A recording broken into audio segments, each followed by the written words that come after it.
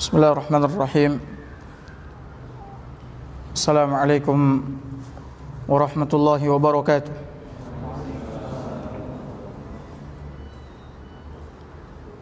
Innal hamdalillah nahmaduhu wa nasta'inuhu wa nastaghfiruh wa na'udzu billahi min shururi anfusina wa sayyiati a'malina. من يهده الله فلا مضل له ومن يضلل فلا هادي له أشهد أن لا إله إلا الله وحده لا شريك له وأشهد أن محمدا عبده ورسوله يا أيها الذين آمنوا اتقوا الله حق تقاته ولا تموتن إلا وأنتم مسلمون يا أيها الناس اتقوا ربكم الذي خلقكم من نفس واحدة وخلق منها زوجها وبث منهما رجالا كثيرا ونساء واتقوا الله الذي تساءلون به والأرحام إن الله كان عليكم رقيبا يا أيها الذين آمنوا اتقوا الله وقولوا قولا سديدا يصلح لكم أعمالكم ويغفر لكم ذنوبكم ومن يطع الله ورسوله فقد فاز فوزا عظيما أما بعد فإن أصدق الحديث كلام الله فإن أصدق الحديث كتاب الله وخير الهدي هدي محمد صلى الله عليه وسلم وشر الأمور محدثاتها وكل محدثة بدعة وكل بدعة ضلالة وكل ضلالة في النار. Bapak Ibu hadirin hadirat yang semoga senantiasa dirahmati oleh Allah Azza wa Jalla. Alhamdulillah kita bersyukur kepada Allah Azza wa Jal berkat limpahan rahmat karunia dari Allah Azza wa Jal kita dapat beribadah kepadanya, datang ke rumahnya yang mulia ini dalam rangka mendirikan salat berjamaah, kemudian menuntut ilmu agama. Ini adalah nikmat karunia yang besar yang wajib kita syukuri. Karena tidak semua orang Allah berikan nikmat ini. Diberikan taufik oleh Allah Azza wa Jalla untuk datang ke masjid, kemudian salat berjamaah, kemudian duduk di majelis ilmu. Dan kita juga bersyukur kepada Allah Azza wa Jalla atas nikmat-nikmatnya yang lain yang tidak terhitung. Yang Allah katakan, wa in ta'uddu ni'matallahi la tuhsuha. Jikalau kalian berusaha untuk menghitung nikmat Allah, maka kalian tidak akan sanggup untuk menghitungnya. Ya. Nikmat sehat, selamat dari petaka, dari wabah. Ini adalah nikmat dari Allah Azza wa Jalla.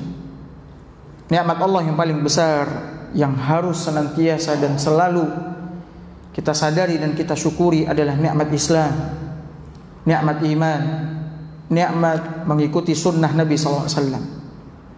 Karena nikmat inilah yang akan membawa seorang hamba kepada keselamatan dunia dan akhirat. Ya, nikmat ini yang akan membawa seorang hamba kepada keselamatan, kebahagiaan dunia dan akhirat, sebagaimana yang dikatakan oleh Al-Imam Ibn Al-Qayyim.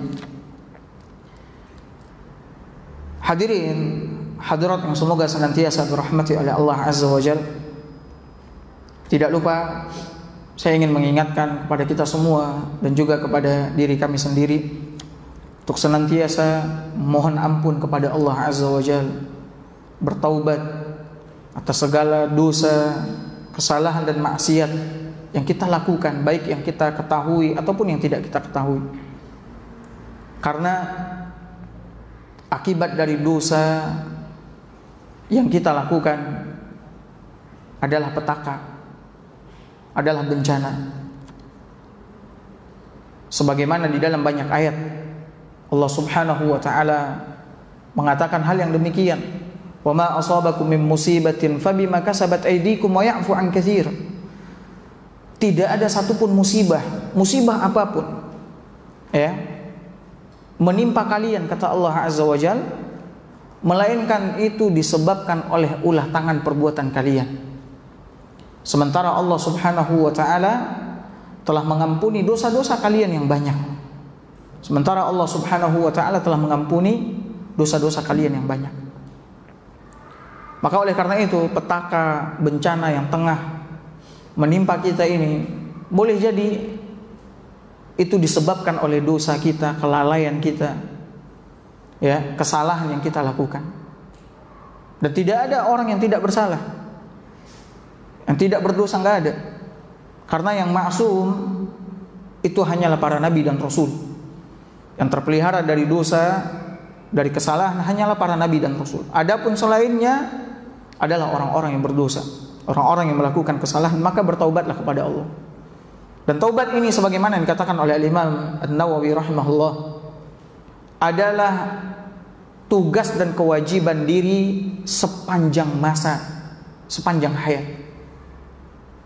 Selagi hayat masih dikandung badan, maka selama itu kita harus terus-menerus bertaubat dan meminta ampun kepada Allah Azza wa Jalla. Makanya Nabi SAW memerintahkan kepada kita untuk senantiasa bertaubat dan beristighfar kepada Allah Azza wa Jalla setiap hari, tidak kurang dari 70 atau 100 kali. Terus, ya, terus. Makanya sahabat betul-betul melihat Nabi itu kalau duduk beliau beristighfar dan bertaubat kepada Allah 100 kali. Sebagaimana yang dikatakan oleh Abdullah bin Umar, ketika kami duduk dengan Nabi SAW, aku menghitung Nabi SAW mengucapkan Rabbi gfirli wa tub alayya innaka antat tawwabur rahim 100 kali. Ya Allah, ampunkan aku, ampuni aku, terimalah taubatku, sesungguhnya engkau maha penerima taubat lagi maha penyayang. Terus dibaca oleh Nabi, ya, terus dibaca oleh Nabi SAW. Kemudian saya juga ingin ingatkan, dalam keadaan seperti ini yang sangat sulit, pelik, ya, jangan lupa untuk memperbanyak doa kepada Allah Azza wa Jalla. Ketika kita berdoa, doakan, ya, kaum muslimin seluruhnya agar Allah jaga mereka, agar Allah selamatkan mereka. Ya, doakan agar Allah segera mengangkat wabah ini dari kita semua. Ya, doakan agar Allah Subhanahu wa taala menghilangkan penyakit ini di tengah-tengah kita semua. Karena tidak ada yang dapat menyingkap bala, menghilangkan mudarat kecuali Allah Azza wa Jalla. Ya, hanya Allah Subhanahu wa taala satu-satunya yang dapat mengangkat. Dan kita dalam kondisi seperti ini harus terus husnuzan sama Allah, berbaik sangka sama Allah. Allah akan segera, akan lekas mengangkat wabah ini. Terus kita kedepankan husnuzan kita dengan terus merintih, meminta kepada Allah Azza wa Jalla. Kita lihat bagaimana sulitnya keadaan hari ini, ya, akibat dari wabah ini. Ya, anak tidak bisa datang pergi menemui orang tuanya yang berada di luar daerah, bisa jadi. Kemudian adanya was-was, ketakutan, kegelisahan dan seterusnya. Belum lagi ekonomi, ya, karena kita tidak dapat bekerja, berusaha sebagaimana biasanya. Maka dekatkan diri kepada Allah Azza wa Jalla, dekatkan diri, terus berdoa kepada Allah Azza wa Jalla dan harapkan pahala di sisi Allah Subhanahu wa taala. Taib. Nabi juga telah mengatakan dalam hadisnya yang mulia, ya, sesungguhnya doa itu, kata Nabi SAW, itu sangat baik, bermanfaat untuk apa yang telah terjadi dan apa yang akan terjadi. Sekarang yang telah terjadi apa? Ya, wabah ini. Maka tidak ada yang paling baik yang dilakukan oleh seseorang kecuali dengan apa? mengangkat kedua tangannya, meminta kepada Allah Azza wa Jalla, merintih, mengadukan ya akan kondisinya agar Allah segera mengangkat wabah ini, penyakit ini. Dan untuk yang akan semoga Allah jaga kita, selamatkan kita, lindungi kita, keluarga kita, saudara kita, bahkan kaum muslimin seluruhnya. Terus berdoa kepada Allah Azza wa Jalla. Taib hadirin, hadirat yang semoga senantiasa dirahmati oleh Allah Azza wa Jalla. Kita akan melanjutkan kajian kita dalam bahasan kitab Hilyah Talibil Ilmi yang ditulis oleh Syekh Bakar bin Abdullah Abu Zaid rahimahullahu ta'ala. Kita telah menyelesaikan pasal yang pertama, yaitu adab-adab ya, penuntut ilmu terhadap dirinya sendiri. Adab-adab penuntut ilmu terhadap dirinya sendiri. Dan kita akan masuk ke dalam pasal yang kedua, yaitu metode belajar. Metode belajar atau metode di dalam menuntut ilmu agama. Namun sebelum kita masuk ke dalam pasal yang baru, yaitu metode ya, cara di dalam menuntut ilmu agama, kita akan mereview kembali, mengulang kembali, karena ini penting sekali ya, penting sekali, di mana seorang penuntut ilmu harus menghiasi dirinya dengan adab-adab yang mulia. Dia harus mengetahui ya, adab-adab yang mesti dia perhatikan di dalam belajar ilmu agama. Kenapa? Karena ilmu itu, sebagaimana yang dikatakan oleh para salaf, hanya dapat difahami dengan adab yang mulia. Ilmu hanya dapat difahami dengan adab yang mulia. Bil adabi tafhamul ilma. Dengan adab kau akan fahami ilmu. Tapi kalau kau enggak jaga adab, kau enggak memiliki adab, maka jangan pernah kau mengharap akan faham terhadap ilmu agama. Ini yang dikatakan oleh para salaf. Makanya para salaf kita terdahulu, sebelum mereka belajar menuntut ilmu agama, yang pertama kali mereka pelajari itu adalah adab. Adab yang harus mereka jadikan sebagai perhiasan mereka ketika mereka menuntut ilmu. Ini yang terlebih dahulu mereka pelajari, mereka amalkan, mereka terapkan, mereka jaga, mereka perhatikan, baru mereka belajar ilmu agama. Maka kita akan ulang, lebih kurang Syekh di sini menyebutkan ada lebih kurang 15 adab penuntut ilmu agama terhadap dirinya sendiri. Ada 15. Diingat baik-baik. Ya, kita semua yang belajar ilmu agama, ingat adab ini. Sudahkah kita lakukan? Ya, di dalam proses kita menuntut ilmu agama, belajar ilmu agama, ataukah kita abaikan? Atau boleh jadi setelah sekian lama kita duduk di majelis ilmu, menuntut ilmu agama, belajar sana sini, akan tetapi kita tidak merasakan hasil yang maksimal, tidak merasakan buahnya. Kita juga tidak kunjung sampai ke tujuan kita, yaitu ilmu agama, faham dengan ilmu, kemudian melahirkan amal soleh, melahirkan kebaikan, perubahan yang baik di dalam diri kita. Boleh jadi kesalahannya ada pada diri kita. Adab yang tidak kita lakukan, yang tidak kita perhatikan. Maka saya ulang, adab-adab penuntut ilmu terhadap dirinya sendiri. Yang pertama, ilmu adalah ibadah. Ilmu adalah ibadah. Ini yang pertama. Artinya apa? Artinya penuntut ilmu harus sadar bahwasanya ketika dia menuntut ilmu, itu sebenarnya dia tengah beribadah kepada Allah Azza wa Jalla. Karena ilmu adalah ibadah. Di mana letak ibadahnya? Allah perintahkan di dalam Al-Quran agar kita belajar menuntut ilmu agama.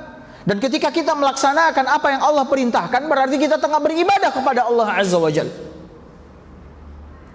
Fa'lam annahu la ilaha illallah wastaghfir li dzambik. Ilmuilah, tuntutlah ilmu. Yang pertama kali annahu la ilaha illallah, bahwasanya tidak ada ilah yang berhak diibadati secara hak kecuali Allah. Baru setelahnya wastaghfir li dzambik, mohonlah ampunan atas dosa. Kemudian dalam wahyu yang pertama kali turun kepada Nabi SAW, Iqra bismi rabbikal ladzi khalaq. Apa artinya itu? Apa arti Iqra bismi rabbikal ladzi khalaq?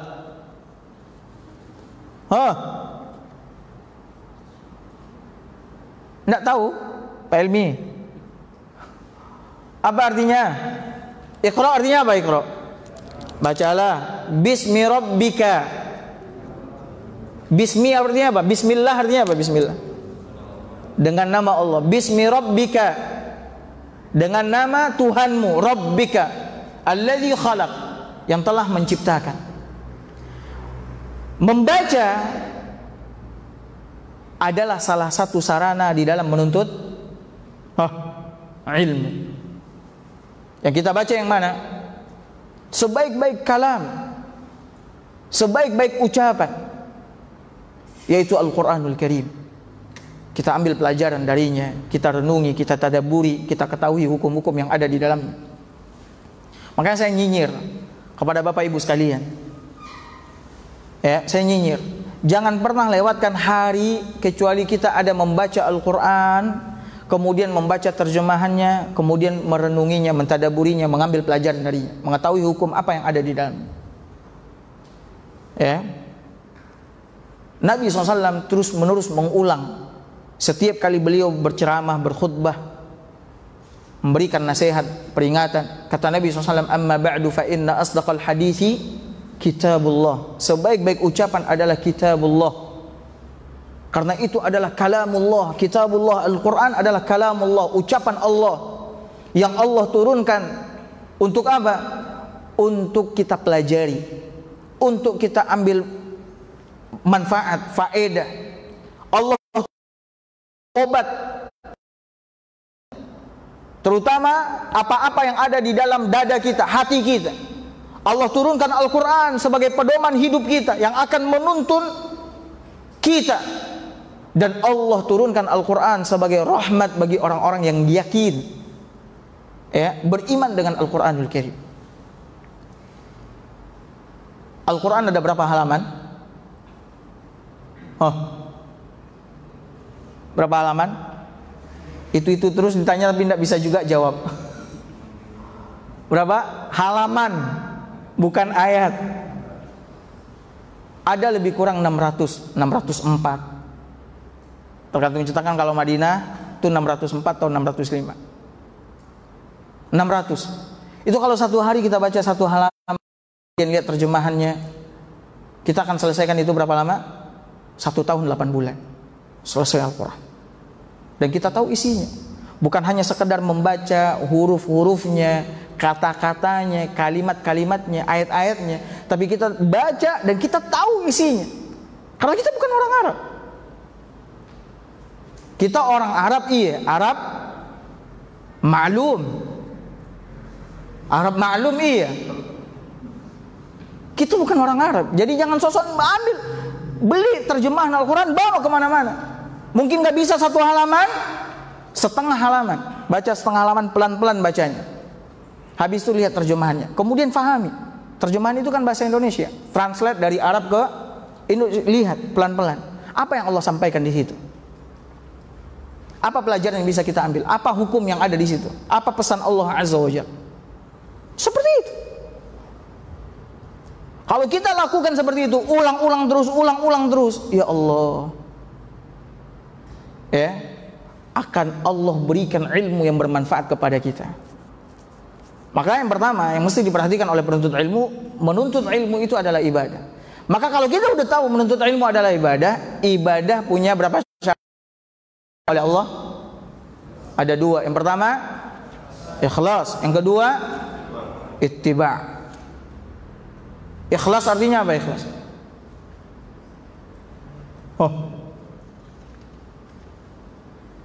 Udah makan belum? Belum makan kayaknya Pak Helmi. Apa ikhlas? Angkat tangan.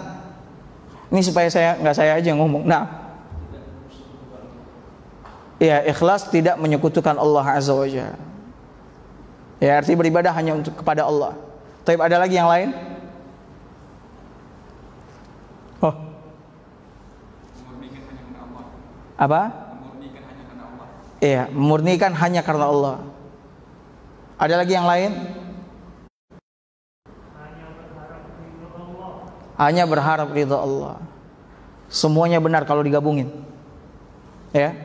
Ikhlas itu beribadah hanya kepada Allah Azza wa Jalla, mengharapkan ridha Allah Azza wa Jalla dan tidak menyebutkannya dengan suatu apapun. Para ulama juga menjelaskan bahwasanya ikhlas itu adalah mengesahkan maksud tujuan kita di dalam beribadah, mengesahkan maksud tujuan kita di dalam beribadah. Di mana yang kita tuju dari ibadah kita hanya siapa? Allah Azza wa Jalla. Tidak ada yang lain. Kita tidak tuju pujian orang, kita tidak tuju pandangan orang, kita tidak tuju perhiasan dunia. Yang kita tuju adalah Allah Subhanahu wa ta'ala. Itulah orang yang ikhlas. Maka ikhlaskan niat. Datang ke majelis ilmu agar dilihat sama orang-orang bahwasanya kali aja ada. Kita nggak tahu. Niat tidak ada yang tahu kecuali Allah Azza wa Jalla. Wallahu alimun bidzati sudur. Allah Maha tahu apa yang ada di dalam hati. Nggak ada yang tahu. Kita nggak tahu nih. Ana juga nggak tahu. Begitu juga jemaah juga nggak tahu apa yang ada di dalam hati ana. Ikhlaskan niat.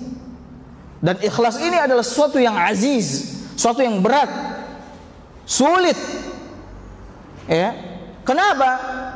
Karena kecondongan jiwa seseorang itu adalah kepada kesenangan dan perhiasan dunia. Jiwa ini condongnya kemana? Ke dunia. Maka untuk bisa ikhlas kita betul-betul harus berjuang, harus berusaha melawan hawa nafsu, keinginan hawa nafsu dan seterusnya. Kemudian yang kedua adalah ittiba. Makanya orang yang belajar ilmu agama dia akan mendapatkan pahala sebagaimana dia mendapatkan pahala ketika sholat, ketika dia puasa, ketika dia membaca Al-Quran. Belajar ilmu agama, duduk di sini apa pahala atau enggak? Dapat. Bahkan keutamaannya besar. Nih kalau saya sampaikan banyak sekali hadis-hadis Nabi SAW menjelaskan tentang keutamaan duduk di majelis ilmu. Kemudian yang kedua, ikutilah jalan para salafus saleh. Adab yang kedua apa? Ikutilah jalan para salafus saleh. Pertanyaan saya, siapa salafi itu atau salafus saleh itu yang kita ikuti? Hah? Malu-malu. Ini karena udah lama libur ya. Malu-malu. Siapa salafus saleh? Para sahabat, para tabi'in, para tabi'ut tabi'in. Ini harus tahu. Salafus saleh adalah orang-orang yang hidup di 3 kurun, 3 masa yang utama, yang mulia, yang diridhai oleh Allah dan diridhai oleh Rasulullah sallallahu alaihi wasallam. Ya. Orang-orang yang hidup di 3 masa yang mulia. Pertama masa Nabi dan para sahabatnya, kemudian tabi'in yang mengikuti para sahabat, kemudian tabi'ut tabi'in. Ya, orang yang mengikuti tabi'in yang mengikuti sahabat Nabi SAW. Itulah salafus saleh. Nah, orang yang mengikuti mereka dinamakan apa? Salafi. Orang yang mengikuti mereka dinamakan apa? Salafi. Jadi seorang salafi bukanlah seorang anggota partai, tidak. Tapi seorang salafi adalah seorang yang mengikuti cara beragamanya para sahabat, para tabi'in dan para tabi'ut tabi'in. Nah, kita harus mengikuti jalan mereka. Karena jalan mereka inilah yang direkomendasikan oleh Allah Azza wa Jalla agar kita bisa selamat dunia dan akhirat. Selain jalan mereka, itu adalah jalan kehancuran dan kebinasaan. Diingat baik-baik. Selain daripada jalan mereka, salafus saleh, para sahabat Nabi SAW, itu adalah jalan kehancuran dan kebinasaan. Yang mengatakan itu bukan saya, tapi yang mengatakan itu adalah siapa? Allah Subhanahu wa ta'ala di dalam Al-Quran. Allah berfirman, "Wa may yushakikir rasul min ba'di ma tabayyana lahul huda wa yattabi' ghayra sabilil mu'minin nuwallihi ma tawalla wa nuslihi jahannam wa sa'at masira." Dalam surat An-Nisa ayat 115. Kata Allah Azza wa Jalla, siapa yang menentang Rasul setelah jelas baginya petunjuk, ya, lalu dia mengikuti jalan selain daripada jalannya orang-orang yang beriman. Dia mengikuti jalan selain daripada jalannya orang-orang yang beriman. Kata Allah Azza wa Jalla, nuwallihi ma tawalla, kami akan biarkan dia sesat sejauh-jauhnya, wa nuslihi jahannam, dan di akhirat kami akan masukkan dia ke dalam neraka jahannam, dan itu adalah seburuk-buruk tempat. Pertanyaannya, ketika ayat ini turun, siapakah orang-orang yang beriman ketika itu? Sahabat. Ketika ayat ini turun, yang beriman ketika itu adalah para sahabat. Para sahabat. Bukan kita, tapi para sahabat. Makanya Allah mengatakan, wa yattabi' ghaira sabilil mu'minin, namun dia mengikuti jalan selain daripada jalan orang-orang mukmin yang beriman ketika itu adalah para sahabat, kami akan biarkan dia sesat sejauh-jauhnya. Ya. Kami akan biarkan sesat sejauh-jauhnya. Kemudian di dalam ayat yang lain, ya, dalam ayat yang lain Allah juga berfirman dalam surat Al-Baqarah, ya, dalam surat Al-Baqarah ayat 137 Allah sebutkan, fa in amanu bimithli ma amantum bihi faqad ihtadaw. Kalau sekiranya mereka di sini adalah ahlul kitab. Ahlul kitab itu siapa? Ahlul kitab siapa? Yahudi dan Nasrani. Jangan nggak tahu ahlul kitab siapa? Yahudi dan Nasrani. Ya, Yahudi dan Nasrani. Kalau sekiranya mereka, kata Allah Azza wa Jalla, Yahudi dan Nasrani beriman sebagaimana berimannya kalian. Nah, kalian di situ ketika ayat ini turun siapa? Para sahabat. Kalau sekiranya mereka beriman sebagaimana berimannya kalian, kata Allah Azza wa Jalla, faqad ihtadaw, maka sungguh mereka akan mendapatkan hidayah. Mereka akan mendapatkan petunjuk dari Allah Azza wa Jalla. Ini menunjukkan bahwasanya jalan, ya, salafus saleh adalah jalan hidayah, jalan keselamatan, jalan kebahagiaan. Maka kita harus dan wajib mengikuti jalan mereka. Caranya bagaimana, Ustaz? Caranya kenali mereka. Jangan ngaku ana salafi, tapi ketika ditanya, ya, coba siapa salafus saleh yang kau ketahui, dia nggak bisa jawab. Kenali mereka, baca kitab-kitab tentang kehidupan mereka, kehidupan para sahabat dan para ulama, para imam. Banyak menulis buku tentang kehidupan para salafus saleh. Tinggal kita baca, kemudian ikuti jalan mereka. Itu yang kedua. Yang ketiga, takut kepada Allah Azza wa Jalla. Takut kepada Allah. Penuntut ilmu harus takut sama Allah Azza wa Jalla, ya, sehingga rasa takutnya kepada Allah Azza wa Jalla akan menjadikannya tunduk patuh terhadap perintah Allah Azza wa Jalla dan menjadikannya, ya, tunduk patuh terhadap larangan Allah Azza wa Jalla. Perintah Allah dia akan kerjakan, akan laksanakan. Larangan Allah Azza wa Jalla akan dia tinggalkan. Maka seorang penuntut ilmu harus takut kepada Allah Azza wa Jalla. Tanamkan rasa takut ke dalam diri kita. Caranya bagaimana? Dengan mengenal Allah Azza wa Jalla. Dengan mengenal Allah Azza wa Jalla. Allah itu siapa? Bagaimana sifatnya? Bagaimana perbuatannya? Ya. Bagaimana kalau sekiranya kita melewati batas-batas syariatnya, agamanya, apa yang akan dia lakukan? Kita kenali Allah Azza wa Jalla. Bahkan para ulama menyebutkan, seperti Imam Ahmad, beliau mengatakan aslul ilmi khasyatullah. Pokok ilmu itu sendiri, inti daripada ilmu itu sendiri adalah apa? Rasa takut kepada Allah. Bahkan seseorang belum dikatakan alim, ini diingat baik-baik, sekalipun dia hafal Quran, dia tahu ribuan hadis Nabi SAW, ya, dia telah menyelesaikan kitab ini, kitab itu, dia belum dikatakan alim kalau dia nggak takut sama Allah Azza wa Jalla. Dia masih menggibahi orang, dia masih menyakiti orang dengan perbuatannya, dia masih curang, dia masih menzalimi orang, tidak membayar hutang, ya, makan harta orang lain dan lain sebagainya. Seseorang belum dikatakan alim sampai dia takut kepada Allah Azza wa Jalla. Makanya ketika salaf dahulu ditanya, ya, ketika salaf dahulu ditanya, manil alim, siapakah orang alim itu? Maka mereka mengatakan al-alim, orang yang alim itu adalah orang yang takut kepada Allah Subhanahu wa taala. Maka penuntut ilmu harus takut sama Allah Azza wa Jalla.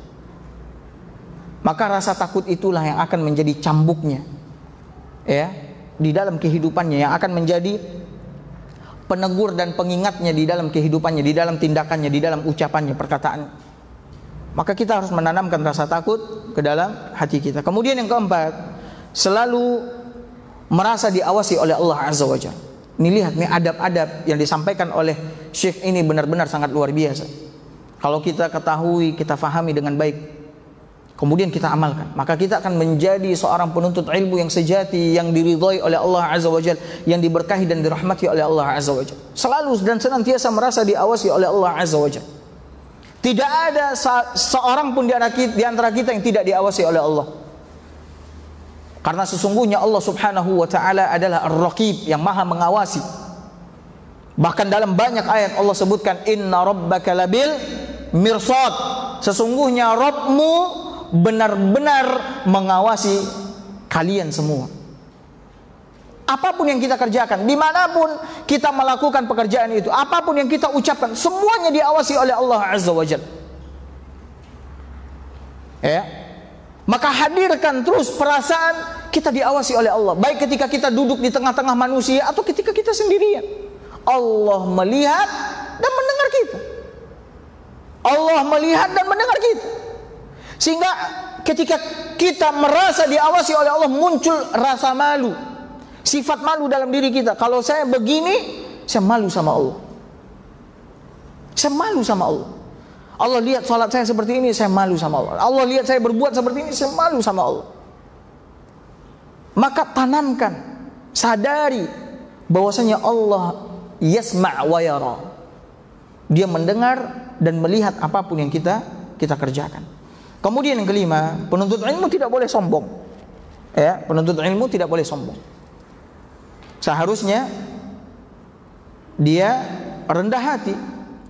Ya, penuntut ilmu tidak boleh sombong dan seharusnya dia apa? Rendah hati. Dan Allah Azza wa Jalla di dalam Al-Qur'an memerintahkan kita untuk rendah hati, ya, di hadapan manusia. Rendah hati. Tidak congkak, tidak sombong, tidak angkuh. Allah katakan dalam surat Asy-Syu'ara ayat 215, waqfid janahaka limanittaba'aka minal mu'minin. Kata Allah kepada Nabi SAW, rendah hatilah engkau wahai Muhammad kepada orang-orang yang mengikutimu dari kalangan orang-orang yang beriman. Rendah hati. Dan ilmu itu ketika difahami oleh seseorang, maka ilmu itu akan membawanya untuk rendah hati, untuk tawadu, untuk tidak sombong, merendahkan orang lain, menghina orang lain dan seterusnya. Ya, maka hiasi diri kita dengan sifat rendah hati dan tidak sombong. Kemudian yang keenam, qanaah dan zuhud. Qanaah artinya apa? Qanaah artinya apa? Qanaah merasa cukup atau menerima apapun atau apa saja yang Allah berikan, baik sedikit maupun banyak. Tidak merungut, tidak cemberut, ya, tidak mengeluh. Allah kasih dia rizki sedikit, ya, maka dia mengucapkan alhamdulillah. Allah kasih dia banyak, dia pun mengucapkan alhamdulillah. Qanaah, merasa cukup dan menerima apapun yang diberikan oleh Allah Azza wa Jalla. Ini orang yang qanaah. Ya, makanya orang yang paling kaya di dunia ini adalah orang yang qanaah. Bukan orang yang punya istana, punya mobil, aset dan lain sebagainya. Ya. Kenapa? Banyak orang yang udah punya istana, mobil, aset, harta banyak, tapi nggak pernah merasa apa? Cukup. Terus dan terus dia cari, dia tumpuk terus dan terus. Ya. Adapun orang yang qanaah nggak pernah gelisah, nggak pernah resah, nggak pernah khawatir. Enggak, dia terima apapun yang Allah berikan. Kalau misalkan hari ini rizkinya dia makan nasi pakai tahu, kecap, alhamdulillah. Besok dia dapat ayam, alhamdulillah. Qanaah udah. Makanya para ulama menyebutkan harta yang paling kaya, yang paling mulia di dalam kehidupan ini adalah harta qanaah. Harta apa? Qanaah. Orang yang qanaah hatinya senantiasa apa? Tentram, damai. Gak pernah hatinya merungut, kesal, gelisah. Gak pernah. Karena dia menerima apapun yang Allah berikan. Ya. Makanya Nabi SAW mengatakan dalam hadisnya yang mulia, orang yang beruntung sukses di dunia ini, kata Nabi SAW, pertama adalah orang Islam, kemudian diberikan rizki yang cukup, kemudian Allah berikan qanaah terhadap apa yang dia berikan kepada orang tersebut. Nabi mengatakan qad aflaha man aslam, dalam hadis yang sahih diriwayatkan oleh Imam Muslim. Qad aflaha man aslam wa ruziqa kifafan wa qanna'ahu Allahu bima atah. Sungguh beruntung, sungguh bahagia. Siapa? Pertama orang Islam, yang menunjukkan Islam itu adalah kunci keberuntungan, kunci keselamatan, kunci kebahagiaan. Kemudian waruziqa kifafan, Allah berikan rezeki cukup. Allah berikan rezeki cukup. Rezeki yang cukup itu apa? Ya cukup untuk apa yang kita perlukan. Ya, ada orang diberikan rezeki banyak tapi nggak pernah merasa apa? Nggak pernah merasa cukup. Kurang aja, padahal gajinya berapa? Gaji misalkan anggap 40 juta tapi merasa apa? Kurang aja tuh. Orang ada yang gajinya cuma 2 juta, cukup. Anak 5. Ya, cukup. Kemudian yang ketiga, wa qanna'ahu Allahu bima atah. Allah berikan sifat qanaah ke dalam dirinya terhadap apa yang dia berikan. Penuntut ilmu harus qanaah. Karena kalau dia nggak qanaah, kerjaannya apa? Cari dunia dan cari dunia.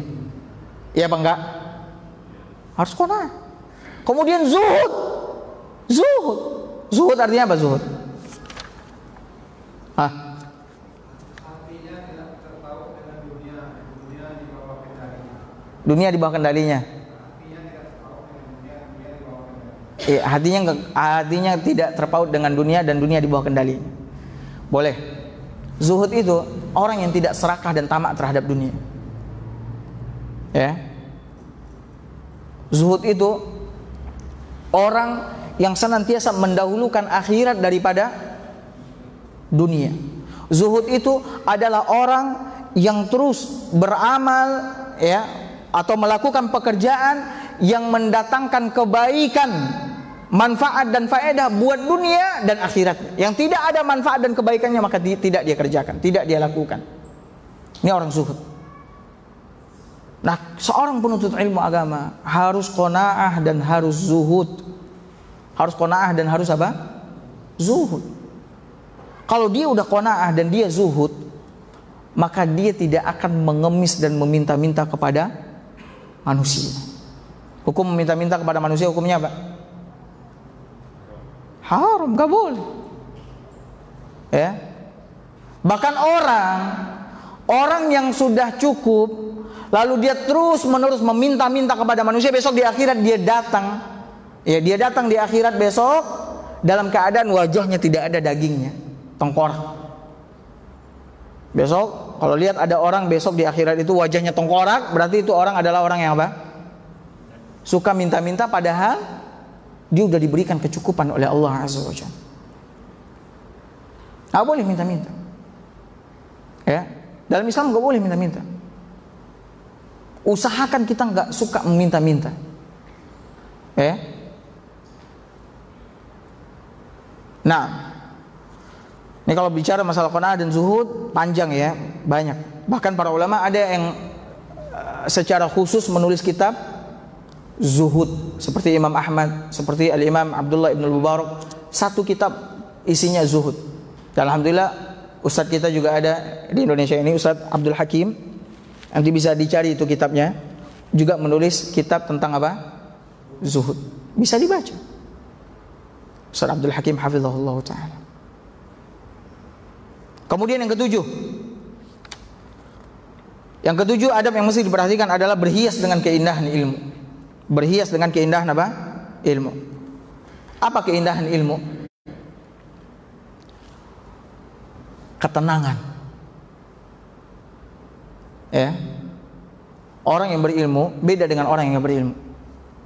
Orang yang berilmu karena ilmunya dia tenang. Karena dia memiliki ilmu. Ya, dia tenang. Beda sama orang yang enggak berilmu. Ketika dia menghadapi satu permasalahan, dia tenang karena dia tahu. Ya, karena dia tahu kepada siapa dia harus kembali, kepada siapa dia harus bergantung, kepada siapa dia harus meminta pertolongan. Dan dia tahu bahwasanya yang tengah dia hadapi itu tidak lepas dari takdir siapa? Takdir Allah Azza wa Jalla. Dan dia tahu Allah tengah mengujinya dan seterusnya, makanya dia tenang. Beda sama orang yang enggak berilmu. Itu keindahan ilmu. Kita harus hiasi diri kita dengan apa? Sifat tenang. Kemudian apa lagi? Wibawa. Wibawa. Dia jauhi perkara-perkara atau perbuatan-perbuatan yang akan meruntuhkan wibawanya. Ya. Dia jauhi segala macam perbuatan atau perkataan yang akan menjatuhkan wibawanya. Kemudian apa? Hatinya senantiasa khusyuk. Itu keindahan ilmu. Senantiasa khusyuk. Kenapa tidak? Di dalamnya terdapat keimanan kepada Allah, di dalamnya terdapat rasa takut kepada Allah, di dalamnya terdapat rasa diawasi oleh Allah Azza wa Jalla, kecintaan kepada Allah dan seterusnya, hatinya khusyuk sehingga hatinya senantiasa berzikir kepada Allah Azza wa Jalla. Ya, hatinya senantiasa terhubung kepada Allah Azza wa Jalla. Kemudian apa lagi? Keindahan ilmu yang tadi, ketawaduan, rendah hati, tawadu, tidak gampang mengatakan kalimat yang merendahkan dan mengecilkan orang lain. Oh fulan, itu karena ini aja tuh, padahal ya Allah, nggak boleh kita mengatakan seperti itu, nggak boleh. Ini ucapan orang-orang yang sombong. Oh fulan, iya itu wajar aja deh dia gigit, nggak boleh. Ya, nggak boleh. Tawadu. Dia jauhkan dirinya dari hal-hal yang akan membawanya kepada sifat angkuh, sombong, congkak dan lain sebagainya. Kemudian apa? Di antara keindahan ilmu, dia berusaha untuk senantiasa berada di atas jalan kebenaran. Jalan kebenaran mana? Al-Quran dan Sunnah. Halal haram, dia jaga itu. Hak batil, dia jaga. Dia berusaha untuk selalu berada di atas jalan kebenaran dengan memperhatikan keadaan lahir maupun batin, serta meninggalkan hal-hal yang bertentangan dengan jalan-jalan yang lurus tersebut. Ini harus diperhatikan oleh para penuntut ilmu, ya. Memperhatikan keindahan ilmu dalam dirinya. Ini saya udah berilmu atau belum? Kalau udah berilmu, hiasi diri kita dengan keindahan ilmu itu sendiri, ketenangan, wibawa, kekhusyuan, ketawaduan. Kemudian komitmen di atas jalan yang benar, di atas jalan yang lurus. Nggak gampang dibawa ke jalan yang enggak, atau ke dalam perkara-perkara yang diharamkan dan dibenci oleh Allah Azza wa Jalla. Kalau masih gampang dibawa, tergoda, berarti ilmu belum memberikan pengaruh atau bekas yang baik buat dirinya. Berarti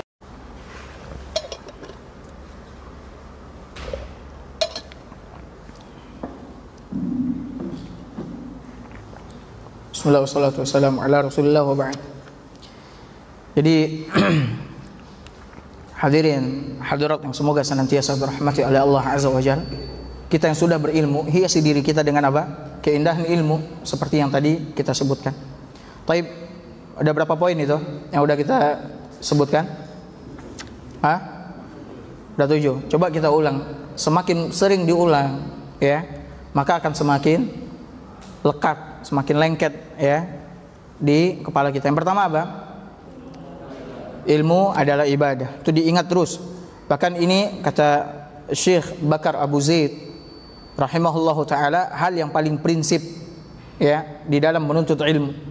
Bahkan prinsip semua persoalan yang harus engkau ketahui bahwasanya ilmu itu sendiri adalah ibadah. Kita mencarinya, mempelajarinya, menghafalnya, mengajarkannya, mengamalkannya itu. Kemudian yang kedua apa? Mengikuti jalan para salafus. Siapa? Para sahabat. Ini diingat baik-baik karena banyak orang yang enggak tahu apa itu salafi. Salafi dia bilang. Seakan-akan salafi ini adalah orang yang buruk, jelek. Dia enggak tahu. Ya.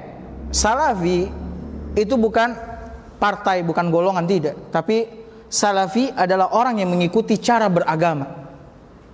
Mengikuti cara beragama, manhaj, metode di dalam beragama. Dan tidak ada orang yang paling ya bahkan dijadikan standar ukuran oleh Allah Azza wa Jalla mendapatkan hidayah atau tidak selain daripada cara beragama yang telah dicontohkan dan dilakukan, diajarkan oleh para sahabat Nabi SAW. Tidak ada orang yang paling tahu tentang agama ini selain daripada para sahabat. Mereka lah orang-orang yang paling tahu tentang bagaimana cara beragama yang baik. Karena apa? Karena mereka hidup bersama Nabi. Mereka lihat wahyu itu turun. Mereka ini, mereka itu dan sebagainya. Ya. Kemudian yang ketiga apa? Takut kepada Allah Azza wa Jalla. Penuntut ilmu harus takut sama Allah. Makanya sering-sering ingatkan itu. Sering-sering ingatkan diri kita terlebih dahulu. Kau harus takut sama Allah. Kau udah berilmu, kau harus takut sama Allah. Nggak boleh bohong, nggak boleh khianat, nggak boleh ingkar janji, nggak boleh menggibahi orang, nggak boleh ini. Takut sama Allah Azza wa Jalla. Nggak boleh lari dari apa? Hutang. Ini kadang-kadang ikhwan yang udah ngaji ini yang lebih parah kasusnya di dalam membayar hutang ketimbang orang awam. Iya apa enggak? Enggak ya. Kadang-kadang. Berarti enggak selalu ya. Iya. Dia berhutang tapi merasa enggak ada hutang. Ya. Kemudian selalu ingkar. Enggak tepat janji. Janji berhutangnya seminggu, udah seminggu afwan. Habis itu afwan lagi. Ya. Enggak boleh. Kemudian apa lagi? Yang keempat, selalu merasa diawasi oleh Allah Azza wa Jalla. Muraqabatullah. Ya, dimanapun kita, apapun yang kita kerjakan, yakinlah Allah melihat dan mendengar. Allah mengawasi kita. Sehingga nggak ada satupun yang luput dari pengawasan Allah, nggak ada. Kita bahkan berada di dalam batu sekalipun, Allah tahu. Bahkan apa yang terbesit di hati kita, Allah tahu atau tidak? Tahu. Maka dalam banyak ayat itu Allah sebutkan, wallahu alimun bizati sudur, wallahu alimun bizati sudur. Allah Maha tahu apa yang ada dalam dada. Allah Maha tahu. Ya. Kemudian yang kelima apa? Tidak sombong dan rendah hati. Kita nggak boleh sombong. Apa yang mau kita sombongkan? Kalau ada kelebihan pada diri kita, itu siapa yang memberikan? Kita. Kalau ada kelebihan pada diri kita, yang membuat diri kita lebih itu siapa? Allah. Kita nggak ada apa-apanya. Kita kaya, yang ngasih harta siapa? Allah. Kita pintar, yang ngasih kepintaran siapa? Allah. Apa yang mau kita sombongkan? Maka penuntut ilmu nggak boleh sombong. Sombong di dalam ucapan, sombong di dalam perbuatan, sombong di dalam sikap, sombong di dalam muamalah, nggak boleh. Dia harus rendah hati. Rendah hati. Sombong dalam pakaian nggak boleh. Penuntut ilmu nggak boleh sombong. Kemudian apa yang ke berapa lagi? 6 apa? Qanaah dan zuhud. Harus qanaah. Ya, harus qanaah. Menerima apapun yang Allah berikan, baik sedikit maupun banyak, kita terima. Ya. Kemudian zuhud terhadap dunia. Kemudian yang ketujuh, berhias dengan keindahan ilmu. Tapi mungkin ini yang bisa kita sampaikan, semoga bermanfaat. Saya minta maaf, sepertinya saya nggak bisa sholat di sini. Ya, saya nggak bisa sholat di sini. Nanti insya Allah sholat sama imam yang ada. Sallallahu ala nabiyyina Muhammad wa ala alihi wa sahbihi wasallam. Subhanakallahumma wa bihamdika asyhadu an la ilaha illa anta astaghfiruka wa atubu ilaik. Assalamualaikum warahmatullahi wabarakatuh.